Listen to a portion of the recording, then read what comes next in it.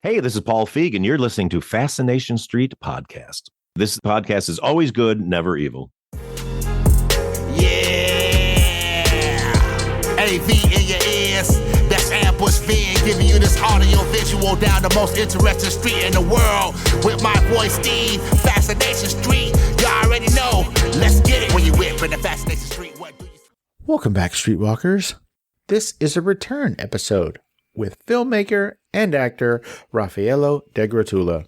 Since this is a return appearance, we don't do the how you got from where you were to where you are thing like we did in the first episode, which came out in June of 2019. You should go check that out. It is one of the most popular episodes everywhere and the most popular episode of the show on YouTube.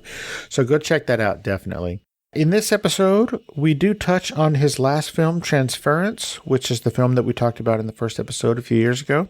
We talk a lot about that and how much I enjoyed it and kind of how the film did, because when he was on the show back then, that film hadn't come out yet. So we talk a lot about how that film did and some of the emotions that drove him to make that film. And then we talk about his upcoming film, To Love a Narcissist, and some of the themes that underlie that and why he felt he needed to make that film. In this episode, we do talk a lot about the current culture, whether it's generational or not. We talk about the disposable nature of the world we live in today and the various aspects of that and some of the things that thought process or that ethos might be bleeding into. Overall, it's just a fun conversation with the good guy, Raffaello Degruttola. Every time I talk to this guy, whether it's in front of a mic or not, he is the nicest, most generous dude. You're going to love him. And ladies, you're going to love this dude's accent. So thank you, Raffaello, for joining me all the way from London. And this is my second conversation with the wonderful filmmaker, Raffaello Degruttola, from Controverto Films. Prepare to be fascinated. Prepare to be fascinated. Prepare to be fascinated. Welcome back to Fascination Street Podcast, Raffaello Degruttola. How you doing today, man? I'm all right. Yes, thank you so much for having me back. 100% my pleasure. Streetwalkers, Raffaello first appeared on the show back in June of 2019 with his film Transference. And so that is where we did the where did you grow up? How did you get to here kind of a thing. So go back and check out that episode. It was super dope. I had a lot of fun. And so this time, Raffaello, dude, let's just talk about what's going on, man. So last time we talked, it was before COVID. Right. How did you spend your COVID? I spent it alone for the first 3 months, which was very difficult. Why were you alone for the first 3 months of COVID? My ex-wife now and I didn't know that COVID was coming, and we broke up 2 weeks before, which was untimely and for many reasons. It was unfortunate and it wasn't, deliberate, and we'd come to that agreement after 24 years together. So yeah, it was an interesting time, I have to say, for me. And no doubt inspirational in many ways, paradoxically, but also very reflective. And when you say we spoke in 2019 and I sit here today, I really feel like we've time jumped in a way because of this whole period of COVID and locking ourselves into reflection. Wow. Well, not to pick off any scabs, but let me just say, dude, I'm so sorry that things didn't work out. That's rough. Yeah, it was a shame. We had an extraordinary time together. She's an amazing person, and I think a lot of time together can be tricky sometimes. As we all know, life is one of those things. And again, it always leads me back to the canvas of my exploration in terms of the films I like to make, which is relationship dynamics, insights and interactions between two different people. And we ask the question, how do we go deeper, or how do we not? And at those moments, those poignant moments in life, for whatever reason, two people are in a different space, a different quantum space, and things can change, But I think for me, it's about making sure you leave something in a state of grace, if it has to go that way. Ending things before things get really, really bad is a great idea, especially since I know you have at least one child. A lot of people, their relationships didn't make it through COVID, because like you said, locking ourselves down. In your case, it was alone, but in many other cases, you're just locking yourselves in the house with your spouse. You love them to death, but I don't know if we were supposed to be together 24 hours a day in some cases. So a lot of relationships didn't make it out of COVID. So it's probably best. I know it's kind of poor timing, but it was probably best that you guys didn't spend that COVID lockdown together. Things could have ended a lot worse. A lot worse, or overcome some issues. Who knows? But we have to accept what the moment brings us. Sure. It's very difficult sometimes when emotions are involved and people love each other. You have history of love, and then with love sometimes comes the other side of that coin, which is I hate you for this or that. Again, I think my default, Steve, and the reason we speak today is I try to use all these influences as canvas, and I try to build a narrative that's not based on real life, but I do love to explore the dynamics of relationships, as you know, as I did with Transference, the push and pull, the what brings people together and what sometimes takes them apart. Indeed. And it feels like love is at the heart of most things, whether it's a lack of or an intense abundance of. Speaking of love, Transference, which is what you came on to talk about in 2019, that was a love story. It was a little bit of a psychological thriller of a love story, but at the heart of it, it was about love. Unrequited, maybe, but love nonetheless. And my wife and I watched it, obviously, before we spoke, and she's a nurse, and there was some nurse influences in that film, and we both loved it. It was an amazing film. And so I'm glad to hear that the film has been seen so many times. Talk a little bit about that process, because, like I said, when we spoke before, it was before the film was released. You had hopes and expectations, but really no way of knowing how the film was going to do once it was released. So talk a little bit about that and how it unfolded, because this is my understanding that film was quite successful on certain platforms. It was, without any real marketing behind it. It caught hold. It's now had just under 22 million views on the YouTube page of the distributor. 22 million views. Yes. That is outstanding. Well done, my friend.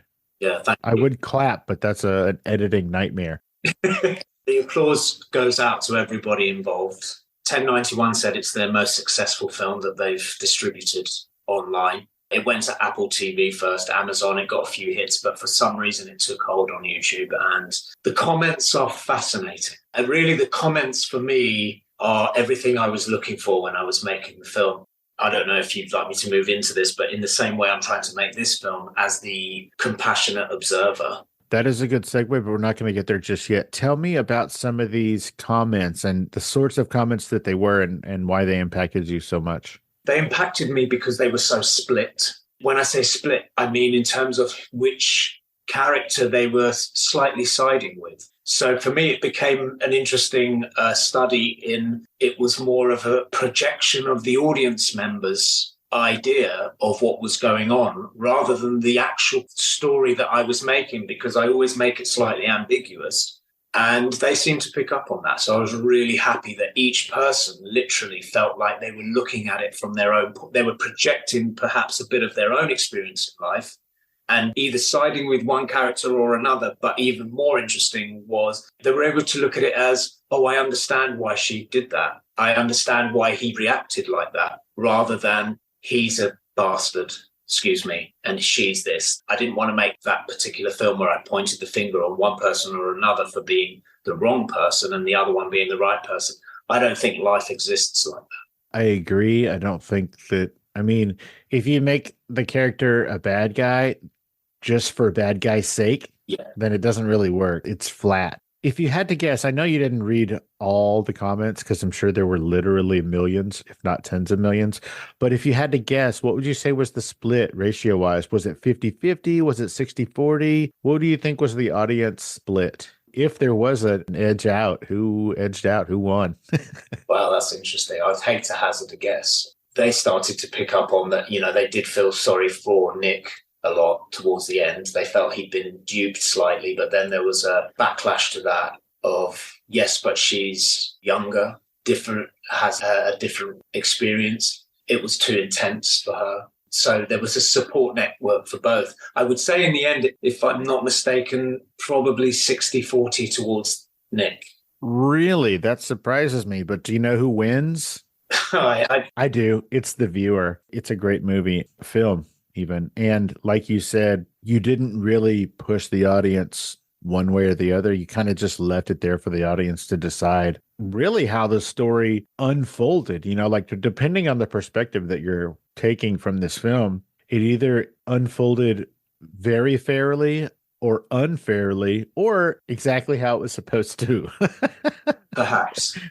It's nice to hear it from other people's point of view. Whenever I hear myself think I know the answer, I try to shut up at that point. Well, that would be a terrible, terrible interview. I'd rather hear your opinion because that's more valid in a way. I don't know. I'd love that artists leave room for the viewer or the listener, you know, in the case of music. I love the ambiguity that creatives leave the audience with. I think it helps us as the viewer, forgive the term, but transfer our own likes and our own pathology onto whatever that piece of art is. It's genius. Yes. We said earlier that, you know, love is at the root of most things in reality anyway, and definitely with creative projects.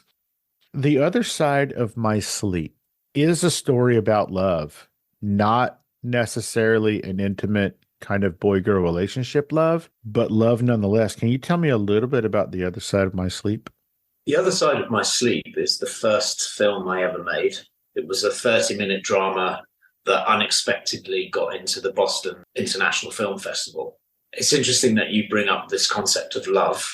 The story was about an Italian grandmother in North London on her deathbed, whilst her family were struggling, wanted to keep her alive, yet she'd resigned to her world in her sleep, which was reuniting herself with her younger self and the husband who passed away. So I am somebody who's about love and longevity and connection beyond the skin and non-verbal communication. And for me, you know, I take those relationships seriously, and I think I cover that in my film. So yes, this was a story about a woman who was ready to move on from this life to the next, whatever that is, where she thought her partner of life was waiting for her. And I thought it was a beautiful story.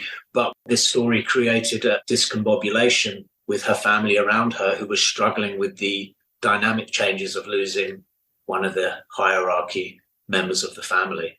So it tackles culture. I always tackle cultural displacement.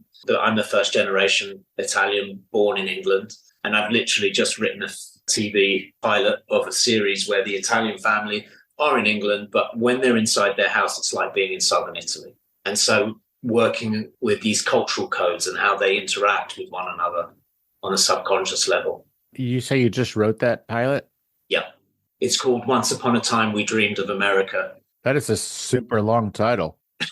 The short title is Lello, which is the nickname of the 15-year-old boy who's the protagonist. And it's the Italian family effectively that fell off the boat and didn't make it to America and ended up in North London. That's hilarious.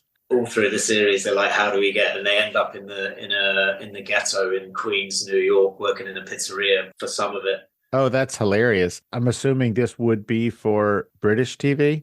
Don't know yet. It's just gone to a production company who are very interested. So I will report back once I hear more. You better. In America, we like to do TV shows. Well, not so much now, but we were doing TV shows that had like 24 episodes in a series or a season. But, you know, over there where you are, you guys do like 8 episodes in a season and you call each season a series. Yeah. Which one would this project be best suited for? Like an 8-episode season arc? In my mind, yes. Okay, great. But that's adaptable. Sure. Well, if it does end up coming to America and or being made in America, let me know if you need somebody to plug in an electric cord on the set. I can do anything behind the camera. Brilliant. I'd love to get you in it. Way, way behind the camera. Maybe even parking cars. I do want to give you some kudos real quick. This show is almost at 400 episodes and right around 6.5 years old. And you today are the first and only person so far to ever use the word discombobulation on the show. So congratulations. Probably an insight to my own head. Indeed. Hey, Streetwalkers, here's a word from our sponsors. What's up, everybody? If you're listening to this, then it's your lucky day. Be sure to check out our entertainment-based podcast, Inside the Crazy Ant Farm, on all podcast platforms and YouTube, where each week we talk about the latest news that is going down in Hollywood. And on top of that, we also interview your favorite celebrity guests. Yes, that's right, we break them out of their shell and let them get a little crazy. It's all about having a good time on our show, so be sure to like and subscribe on all podcast platforms and YouTube at ITCAF Podcast, and on our YouTube channel, Crazy Ant Media. Let's get back into it. Moving on to more stories of love in this love-themed Fascination Street episode. You were working on a film called To Love a Narcissist. Mm-hmm. You are also in this film, just as you were in Transference. Yep. And The Other Side of My Sleep. How biographical is your storytelling? I know that all of this is you because you're writing it, but how much of this is true to life or to your life? There's definitely influences that come in from different relationships. And then when I start an idea, I'd start doing a lot of research. I wanted to call it, as you know, Not Another Love Story. And the reaction was very nondescript. Good. I don't like that title because there was a sort of a spoof teen horror movie called Not Another Teenage. That's I don't know right. what it was called, but it was kind of it was a really dumb movie on purpose. But I think that if you were to name it Not Another Love Story, then people might, through no fault of your own, they might actually patch that on to the film. Yeah. Just even unawaredly. Is that a word? Yeah, I'll take it. Unawardedly. I'd love it. Unawardedly. Yeah, but as soon as I told you today, the title's changed to Love a Narcissist, your reaction was interesting. Now, when I first posted the artwork, I started receiving messages from people I had 25 years ago saying, have you made a film about me? The amount of people that think it's about them is fascinating. Now, is that after you changed it to Love a Narcissist? Yeah. That is hilarious. And so since you said more than 25 years ago, that leads me to believe that it might have been an ex of some sort that said, hey, do you write a movie about me? I'll leave it open to interpretation. I think immediately everyone's going to think this is a film about a particular person, but I've unraveled something which I believe is way more interesting. I can't give any spoilers. I'm concerned about that, but this is not a film where the audience is going to have answers put on their lap. Well, your films don't do that anyway. Yeah. Without spoiling it, how does the movie end? Just kidding. I've actually just shot the ending as well. So, okay. Which I like to do. I did that with Transference. I knew where the film was going to go, and then I was able to put in the blocks to get there. Is that how you do most of your films? Do you work from the end backwards? Certainly these two. Gotcha. I really like to know where it's going. So not like Stephen King, where he starts writing and then he just writes until he runs out of cocaine. Then the book just ends. Brilliant. No, certainly not. And, cocaine's not my thing either. So, yeah, I keep writing until I run out of pasta. That's a good Italian boy right there. Yeah. I think what was interesting about this piece is I started to explore, and I wrote a few notes down. I wanted to explore these trauma bonds that bring people together, attachment styles. Trauma bond is a phrase nobody ever heard of before COVID. And during and post-COVID, it's everywhere because I guess COVID was a huge trauma bonding experience. Explain to those who might not be aware, what is a trauma bond and why did you decide to write about a trauma bond? Well, obviously, as you said, how much of these things are biographical, and I started to recognize things within me and relationships generally, whether that's marriage or friendships or other relationships. I'm generally a lover. I value things. I put meaning behind things, and when they go wrong, I try not to give up, I think is the term. And I wondered why. I'm a fighter for love until it's over. So I then looked deeper on what is a trauma bond. And I think the trauma bond, of my understanding of it, which is, I'm not a professional, but I do get advice from friends who are, is not being aware of why you're behaving in a certain way in a relationship, whether that's a friendship or a deeper relationship, because of something that's happened in your past. And this is replicating it. And so it's something you recognize. And again, my understanding of it is until you become aware of it, you can't overcome it. So now if two people are involved in this kind of trauma bond, it's a cycle. And within this cycle, it can become toxic or it can become deeper. It depends on awareness and communication and how we've developed and the way we've been programmed as a society. So, today it feels like, from my understanding, which is limited, that we are more and more, as the younger generation, almost being programmed to look for ways out rather than ways in. And that was very interesting to me. So, how much one puts value on a relationship, or is it just a passing moment? And I don't think one is right or wrong, actually. I just think this is worth a viewer looking at it and the intensity of one person and another. When you sit back and watch it, when I look at certain things that I've done, I realize the intensity of behaviors and why you behave like that, then we look at it as an observer and go, how does one navigate better in a relationship? If the intentions are right, I think the intentions have got to be right from two people. But once this entanglement takes place, as it did in Transference, this entanglement, which is deeper than the human skin that we understand it, what do we do with that? How do we behave within that? It needs skill, it needs understanding. And then I guess back to your question, what is a trauma bond? I think a trauma bond is repeating patterns from our past until we understand it better. I think that's a beautiful explanation, and thank you for that. I think that an exploration of love and relationships, well, it's at the heart of basically this film and also Transference in a way.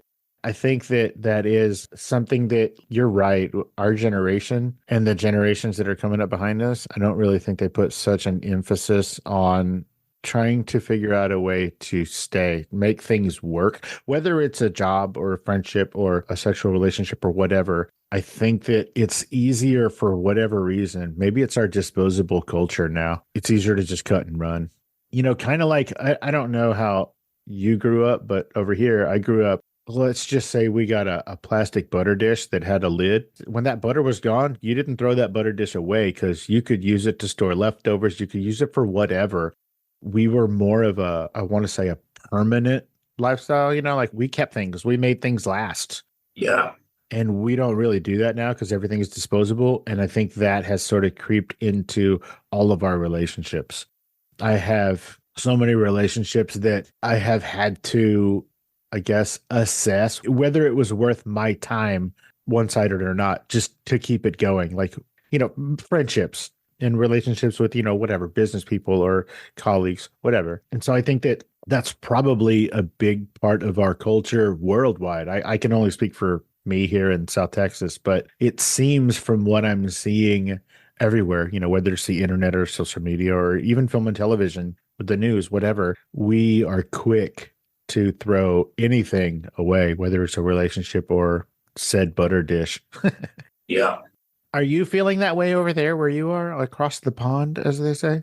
Absolutely. There's a new culture, as far as I can see, which is I don't need to do discomfort. Oh, that's right. Yeah, that's right. If that's uncomfortable, I'm out. I don't need to do discomfort, and I don't need to explain to you why I don't need to do it either. I don't have to have any communication accountability for anything we've shared. I can do what I want, actually, in any way, as long as there's no aggression behind it, then That's fine. Do what I want. And sorry, not even a sorry. Yeah, not even a sorry. And the fundamentals of good community is respect, I think. Really listening, patience. The thing is, when we look deeper, this is on the surface level, but when we look deeper, everybody comes with history. And some people do things because they're not even aware of what they're doing, even if it comes across as bad to us. So we have to decide when things like that happen, do we look at it with compassion and just step back and go, you know what, I just got to respect that. I don't know what's going on behind the scenes. And I think that's a really healthy place to be, rather than get emotionally involved in it, which is what you do in a relationship. But actually, when you're making a film about it or painting a piece of art, you're able to step back and observe it and then ask yourself deeper questions. And at that point, we go, actually, maybe I need to look at this differently. I love it. Who else is in this film? I know that you are in this film. Again, this film is called To Love a Narcissist. It's going to come out probably sometime in the middle of the year. That's right, yeah. Who else is in this film? I've got some extraordinary actors in this film. Besides you? Yeah, I'm humbled by their work. Lindsay Marshall plays the protagonist, and she's quite extraordinary. She's in a Netflix show, I think over in the US at the moment, with Stanley Tucci and David Tennant. And if I'm right, it's called Inside Man. Forgive me for not remembering that title. But she's done extraordinary work over the years. And the very fact that she's joined me on this journey to explore this relationship between these two characters who are both flawed is amazing. And we do it in my way, which is we shoot a couple of scenes, I go away, write the next lot, see what works in that relationship. Then I go away, write it, talk to her about it. If she agrees, we come back and we shoot. I'm doing it like Vittorio De Sica, the Italian director, neo-realism style. And I've picked up a lot of ideas from that, just making it simple about these relationships. And you know what? The fundamental word has been floating to the top of all my films. It's all about control. It's all about every character wanting to stay in control of their world somehow. That's what we're coming to. You know, if there was another title to this film, it would be Control. To Love a Narcissist has received such a massive reaction from people that I haven't heard from in years, people that are close to me, because every relationship, we either believe somebody is this or that. And then what I've tried to do with this one is look at ourselves and go, well, who am I in this dynamic? In fact, I started questioning myself, going, oh, right, well, I've got those traits. Maybe I'm a narcissist. And everybody started questioning, going, oh, well, I've done that before, so I have narcissistic traits as well. So it's a word that's thrown around a lot these days. Yes, it is.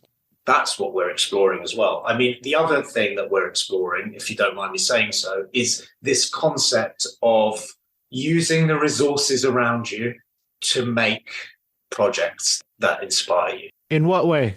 You know, I really want to make a film. One of my long-standing friends and producers, Bill Bossett, who's supported me, he lives in Connecticut.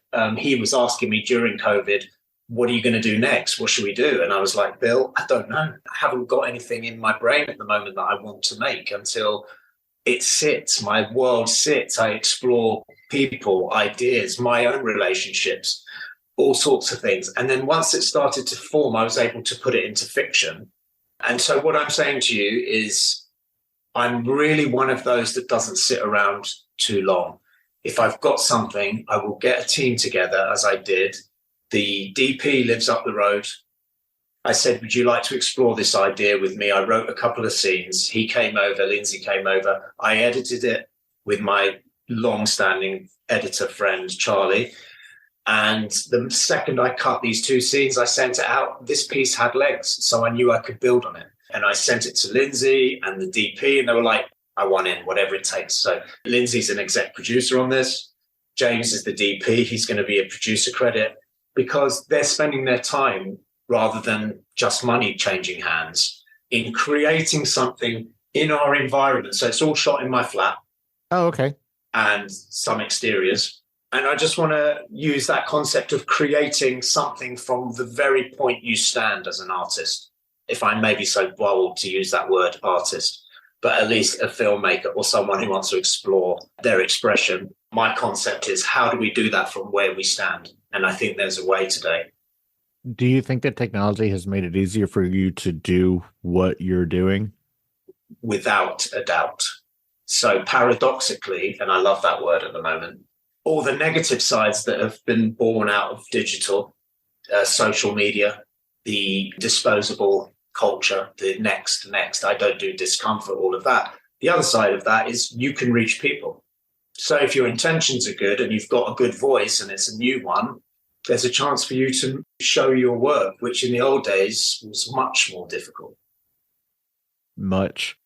As far as digital being prolific and a pathway to success, I would like to point out, I don't have a huge presence on YouTube. None of the episodes have any visual component at all. It's just all audio with a still photograph or whatever on YouTube.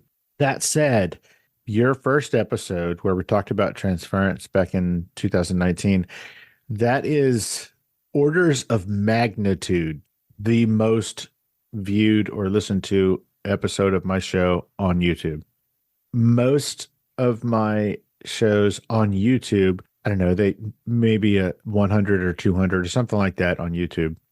Your episode is 175,000 or something like that. It's an insane number compared to it's more than all of the other episodes that I've done and put on YouTube combined, and then still multiplied.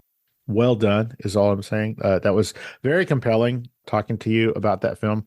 I can't guarantee that that's going to happen this time because I'm sure that I was the reason for your 22 million views success. What do you think the logic is behind all of that? There was a period of time where it might have been right around the same time that your 22 million was taking shape and just off to the races. There was a period of time there. It wasn't right when the episode came out, which leads me to believe that it was sort of timed with when the film came out officially. So it was a little while later, but then it just kept just rolling. Like every week there was 20,000, 10,000. Like every week it just kept building and building, building. I'm assuming that period of time was right when the movie was released. Right. And it just sort of tagged onto it or whatever, which thanks.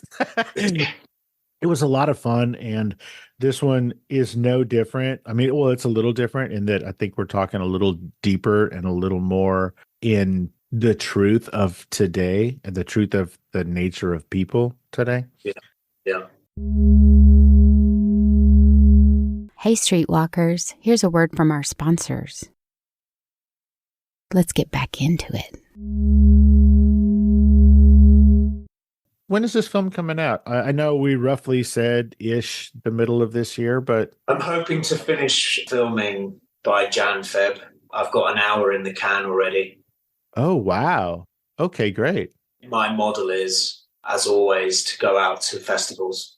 The same journey that Transference took, which was it got into the Arizona International Film Festival and the Socially Relevant Film Festival. And then... I'm sorry, is there an actual film festival called the Socially Relevant Film Festival? Yeah, in New York. That's where the distributors saw the film. It was up against some big hitters. And then they approached me and it was a point where COVID was just about to happen. So that was the first offer and it was a good one and I went with it. It is difficult to make money with independent film in Busan, but that's what I'm working on at the moment. But, it never is our driving force. Are you going to bring it to South by Southwest? I would love to. Who knows? Let's see how good it is. If it incites enough reaction by the judges, I would love to come there, of course. If that happens, I'm an hour from there. Oh, really? Wow. Yeah. Can you imagine? Oh, yeah. I can imagine that very vividly, as a matter of fact. I have a great imagination. That would be amazing. That'd be a lot of fun.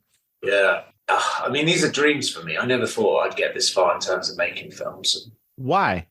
I don't know. It was something I thought about as an actor because I felt a lot of the time unfulfilled, as you know.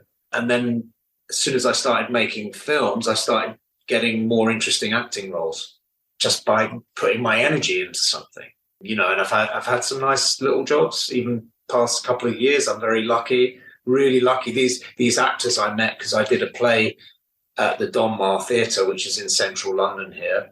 And I met Lindsay, and I had a small role. I met Lindsay and Sule, and we became close friends because we shared the same life journey, values, all sorts of stuff. And now they're in this little film of mine, which is incredible. And so I'm able to also feel like I've got a bigger purpose than just being an actor waiting for the phone to ring. But, saying that, I've also just finished a film called The Killer's Game with David Bautista. I worked with him, and that was an amazing experience. He was a very generous human being. Is that the ex-wrestler guy who's from like Guardians of the Galaxy? That guy? Yeah. So you just finished a film with him. What's it called? The Killer's Game. Is it out yet? That's probably going to be out in 24 sometime. Oh, you're going to compete with your own film. I love it. I mean, there's no competition here. This film is huge, and he's an absolute deserved superstar. So he's the lead? Yeah, he's an absolute gentleman. Really? He's a nice guy? Really, really nice, generous man.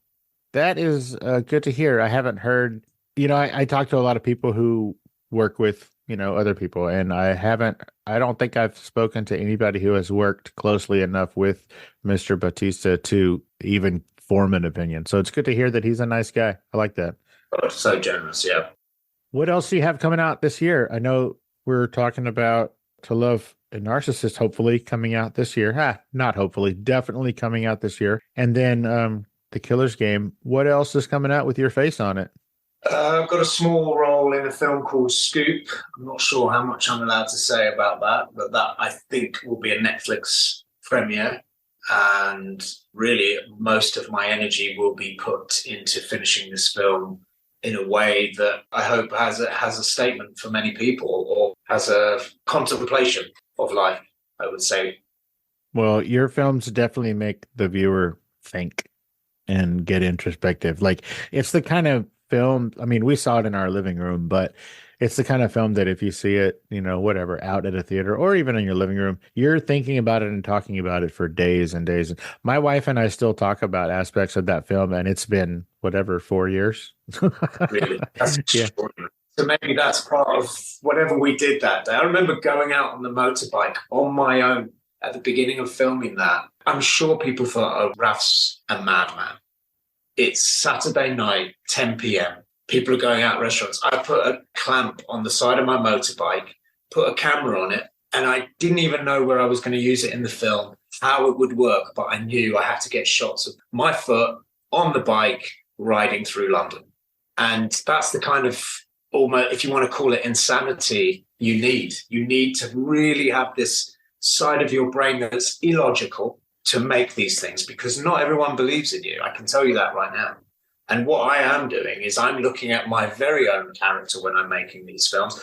I'm looking at aspects of my personality and exploring them from a viewer's point of view. So I go, oh, yes, you are that type of person in that circumstance. And when you look at it, can you change? That's what I'm trying to do for everybody, is project something in them that makes them ask deeper questions about how we are and how could we be better and nicer, I guess. Well, I think that those questions do come through because, like I said, there's an introspective aspect to the work that you put out, which is delightfully refreshing. I've got a question for you, Steve, because you said that with your podcasts, you put them on YouTube, you don't have a visual aspect to it. And a lot of my research for this film, I started looking up empaths, narcissists, interactions between them. All these podcasts are visual. So it was interesting that I was inclined to click the ones that had a visual concept to it. I don't know how you feel about that. Okay, so a lot of the podcasts that I have seen on YouTube, let's just take Joe Rogan, for example, right? Biggest podcaster in the world. His show is huge on YouTube. That's why he's rich. It's because his show is on YouTube. If you watch his show on YouTube, you're literally watching a guy sit at a desk, talk to another guy sitting at a desk. And since I view this show as a storytelling show, right? Like I'm telling your story, I don't feel like staring at my big dopey face in front of a microphone is going to add any elements to the story of you. Right. Plus, if I'm being honest, I can't imagine how hard it would be to edit, and I edit the shit out of these things. Right. YouTube is the only platform that I I don't really have a footprint. Everywhere else, I'm doing pretty good, but Yeah. it just doesn't appeal to me. Like the reason I got into podcasting is because I could listen to it while I was doing something else. And that's what I want the show to be. I want people to listen to this on their commute to work. I want people to listen to this on a road trip with their family. I want people to listen to this when they're cleaning their house. And sitting in front of a computer or a phone screen, looking at some asshole sitting at a desk, not Joe Rogan, me. It's not visually appealing to me. I don't feel like it adds anything creatively or artistically to what I'm trying to do. Yeah. Okay, that makes sense. Yeah. Thanks. Plus, I mean, it'd be super weird because your camera is at a crazy angle right now. People would be getting nauseous. I mean, trying to watch this while they're driving. Come on now. No, this is my life, mate. I'm on an angle. I'm hanging on to the side. That's what it looks like. Yeah. I think this is a good perspective of how my life looks like from inside my brain. To speak in television and film terms, you Dutched the camera. Is that right? Like if you were shooting the way you're sitting right now, right? Like sort of at a 45-degree angle. Yeah. Don't they call that like Dutching the camera? Like, oh, you Dutched the camera. I think that's what that means. It really, I've got to raise my hand and say, I don't know, actually. I've not heard that before. Well, check me out. Not even a filmmaker educating this filmmaker. Hopefully, I've never shot an angle like this. So, Raff, tell everybody where they can go to find you on social media, but also where can people pay attention to find out when this film is going to come out? Again, this film is called To Love a Narcissist, out later this year. Yeah. Instagram, Raffaello.Degruttola. I'm actually building the @Contravento Films Instagram a bit more, which is the name of our company, Contravento Films, which means going against the wind, going against the grain. Is that an Italian word? Yeah, controvento, against the wind, against the storm. Love it. So Raffaello.Degruttola on Instagram and Contravento Films on Instagram. Yeah, and then LinkedIn, I'm doing a lot more work there as I'm trying to generate more business interest. No Threads, none of those other weird. Since we talked last, there's been like 4 or 5 new social media platforms come out. Threads has just started, yeah. Yeah, so you're on Threads. No TikTok. I've got a TikTok. I can't keep up with all of it. Yeah, I can't figure out. It's very time consuming and it's a lot of work. It really is. I've got to watch that as well. The amount of time. I mean, it's fascinating depending on the content you watch, but you can get lost on Instagram in these they call the reels. That's what seems to work. The attention span, as you said, is like that now. Like, oh, that's good. 2 seconds next. Right. Yeah. That's another reason that I don't have a video aspect to my show is because if the video is just a still photograph of my logo and your face, somebody is more likely to click on that than it is if it's your face and my dumb face. Does that make any sense? I think it makes sense to you, but your face does not look dumb to me. But yeah. Oh, look at you loving a narcissist. Wait a minute. So are those the places that people can pay attention to find out when To Love a Narcissist is going to come out? Yeah, I think so. And my YouTube page I'm building slowly. We're doing some interviews with the DP, James, on the process of making an independent film and the inspirations and the technical side and everything we spoke about today. So I'm doing little episodes on YouTube as well for people that want to make their own projects, really. Oh, fantastic. And what's that YouTube channel called? I think it's @Raff Degruttola or Raffaello Degruttola. Contravento Films, one of those. I'm sorry, I should know. That's okay. People can search it. Yeah, it's there. But Transference is on the YouTube page of the distributor, which is 1091. And I think their page is called Free Movies.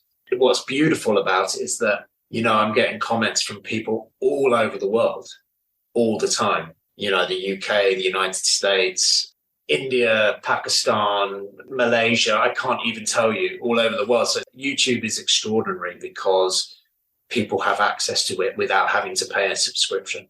What did you say, 2910? Is that what you said? 1091 Media. Where did I even get those numbers from? I just made that up. Yeah, they've just been taken over by Chicken Soup for the Soul Entertainment. Oh, really? So are they going to be involved? Well, I'm sure you don't know, but is it your hope that they're involved? I'm open to all offers at this point. Gotcha. I'll blow a call in to Bob Iger. Do that for me. Let's see what happens. Oh, yeah. You're the man who supports me the most, so I'm here. Oh, buddy, you're the best. I'm going to pay attention, but keep me informed as to when your film is going to come out, because not only would I love to see it, I would also love to help promote it in any way that I can. That would be amazing. I sent you a couple of scenes, actually, earlier. Yeah, I watched them today. Oh, you did?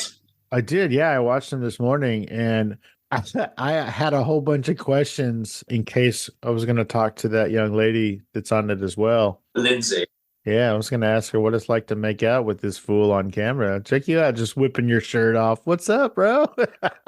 We were talking about that this morning and how funny it is because we're really good friends that one kissing scene was really awkward for us. And like I said, everything looked so French and art film until we could do the kissing stuff. And we looked like Cary Grant in one of those 1940s films. We go, okay, kissing time. That is all true. So yeah, we did have a good laugh about that today. Me too. I was like, oh, I can't wait to give this guy a hard time in front of this young lady, but that did not happen. Believe me, she's in control of all of it. She is absolutely in control of all of it. Oh, I'm sure. Absolutely. There's no part of me that doesn't think that you would just give all of the reins over to her in a situation like that. Yeah. You seem like a really nice guy. I've never met you in person, but our interactions for all these years have told me you're a stand-up dude. Raffaello, as we're winding up here, man, is there anything I didn't ask you or we didn't talk about that you specifically wanted to talk about today, man? I think the only thing is that keeps coming back to mind is when we were talking about the narrative of my films, I think the one thing that I have in the back of my mind when I'm making it, and I don't know if you want to slot this in later or anything, but it's really important for me not to make a hero in a film. Why is it so important? Because you don't think they exist? I think we all have hero traits, as we all have negative traits. This is from my experience of life. Of course, there are really sinister people and there are really people that just do good all the time. But on the whole, it's so much easier to dress somebody up in a particular way. Boy, is it. And we can see the damage that causes in politics and all sorts of things. So for me, it's about not creating a hero, but creating a scenario of different people coming together and then trying to work it out or not. And then for us to ask questions. So never a hero. Don't think a hero exists in that capacity. I don't think so either. And to your point, dressing people up one way or the other is easy. I mean, look at Hitler. Yeah, he was a bad guy, but he wasn't all bad. We got kindergarten from him. We got the Volkswagen from him, a few other things. Yeah, for the most part, he was a total complete asshole, but he had good things that he did or he left the world. And then, conversely, look at Santa Claus. I mean, everybody thinks that he's such a great guy, but hello, he has elves as slaves building toys for children. So, I mean, everybody is not one thing or the other. I guess the way you look at things, I mean, I think the general and quite right consensus is that Hitler was an evil man. Bad guy.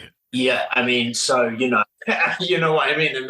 And we can safely say anyone who creates mass murder is that. But when we're talking about smaller relationships and people pointing fingers to one another all the time, for me as a filmmaker to draw that as look at how bad that person is and that other person has no interaction in it, it's very basic filmmaking. And it's very basic in terms of looking at people and going, there's a bad person here. How do we deal with it? I don't think it exists. I think unless there's severe mental illness, I think there's all sorts of undercurrents that need exploring. At least that's what I try to do with my films or my projects. Well, what wonderful words to go out on. Raffaello Degruttola, for the second time, dude. Thank you so much for coming back on the show and hanging out and letting us get to know a little bit more about you and this new upcoming film, To Love a Narcissist, which I'm very excited to watch and tell all my friends about. Dude, Raffaello, seriously, thank you again so much for taking the time, man. It has been as I thought it would be. It has just been so much fun. It's always fun talking to you. I could talk to you every day, and this was no different. So thank you again for your time. I appreciate you, bro. Steve, thank you so much. That's the first time I've spoken about this new project, and I'm glad it was with you. And thank you for having me back, man. I look forward to speaking to you again. I look forward to the opportunity of maybe meeting you one day, who knows, at a film festival near where you are. Come to South by Southwest, man. Let's do this thing. Damn, I'd love that. I would love that. Let's see. I would love that as well. All right, buddy. You have a great rest of your day. Well, shit, based on the time where it is you're probably about to go to bed, but go out there and shoot some more scenes, man. I want to see this film, and I can't wait. Seriously, when it comes out, I'll blast it all over the place. Everything I can do to help a brother out, man. Thank you, Steve. Thanks a lot, man. Absolutely my pleasure. And go have a great rest of your week, man. Rolling into the weekend, dude. Go do something fun. You too. Thank you. Take it easy, buddy. Bye, man. Bye-bye.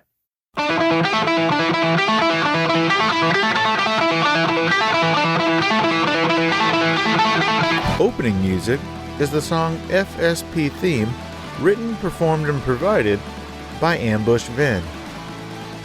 Closing music is from the song Say My Name off the 2021 album Underdog Anthems, used with permission from Jax Hollow.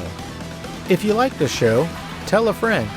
Subscribe and rate and review the show on iTunes and wherever else you download podcasts. Don't forget to subscribe to my YouTube channel. All the episodes are available there as well. Check me out on Vero at Fascination Street Pod and TikTok at Fascination Street Pod. And again, thanks for listening.